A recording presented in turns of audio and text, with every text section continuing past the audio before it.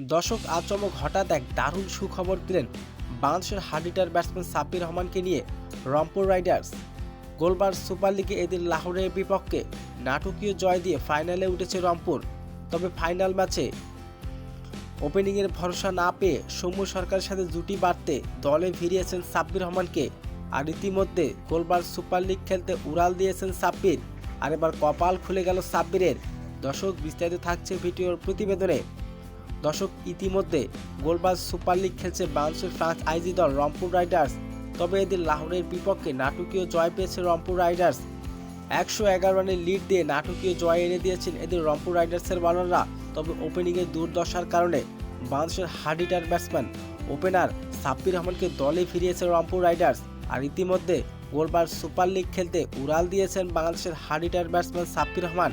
আর এবার কপাল খুলে গেল রংপুর রাইডার্সের হয়ে খেলবেন বাংলাদেশের ওপেনার সাব্বির রহমান। তো দর্শক, গোলবার সুপার লিগে সাব্বির রহমানের খেলাটা আপনার কেমন লাগতো জানিয়ে দিন আপনার মূল্যবান মতামতটি কমেন্ট বক্সে।